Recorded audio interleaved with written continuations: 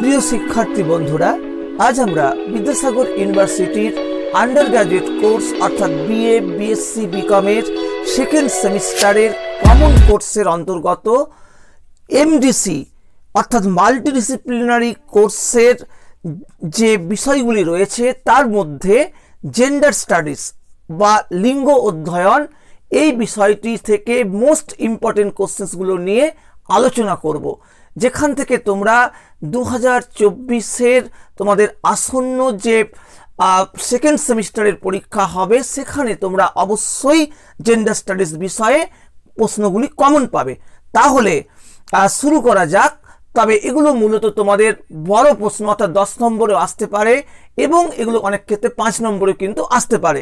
তাহলে প্রথম প্রশ্ন দেখো, নাম্বার 1, যে আমরা প্রথম যে প্রশ্নটি রয়েছে, ডোমেস্টিক ভায়োলেন্স বলতে কি বোঝো? বিভিন্ন রকমের ডোমেস্টিক ভায়োলেন্স সম্বন্ধে লেখো। এর সঙ্গে থাকবে ডোমেস্টিক ভায়োলেন্স প্রতিরোধ করার বিভিন্ন উপায়গুলি আলোচনা করো। পরের প্রশ্ন দেখো, 2 নম্বর প্রশ্ন, যৌন হয়রানি বা সেক্সুয়াল হ্যারাসমেন্ট বলতে কি বোঝো?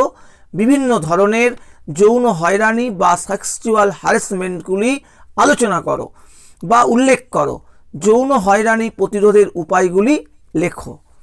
পরের 3 নম্বর প্রশ্ন দেখো, ধর্ষণ বা রেপ কি? ধর্ষণের বিভিন্ন ধরনগুলি লেখো। এর সঙ্গে আসবে ধর্ষণ বা রেপ প্রতিরোধের উপায়গুলি আলোচনা করো। পরের প্রশ্ন 4 নম্বর, সাইবার ক্রাইম বলতে কি বোঝো? বিভিন্ন ধরনের সাইবার ক্রাইমগুলি আলোচনা করো। সাইবার ক্রাইম প্রতিরোধের উপায়গুলি লেখো, অথবা সাইবার ক্রাইম প্রতিরোধের জন্য সরকার গৃহীত বিশেষ ব্যবস্থাগুলি আলোচনা করো। পরের প্রশ্ন 5 নম্বর, পারিবারিক ক্ষেত্রে লিঙ্গ বৈষম্য কিভাবে সৃষ্টি হয় তা আলোচনা করো।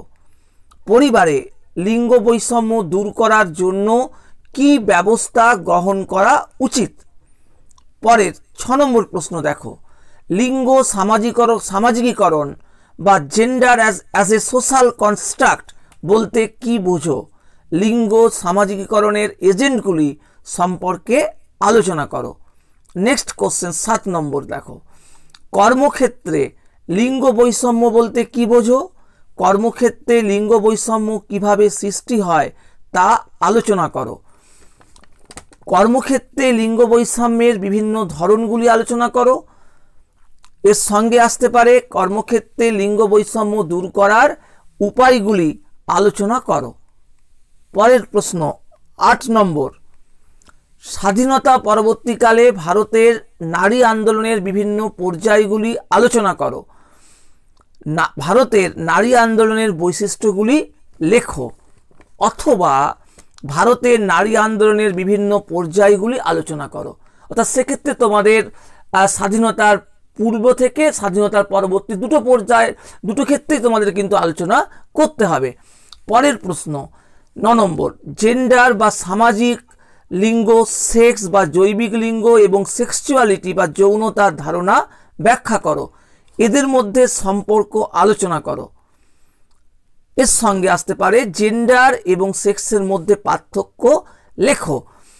পরের 10 নম্বর প্রশ্ন এবং শেষ প্রশ্ন দেখো, নারী ও পুরুষের সক্ষমতা ও অক্ষমতা বিষয়ে মূল পার্থক্যগুলি আলোচনা করো।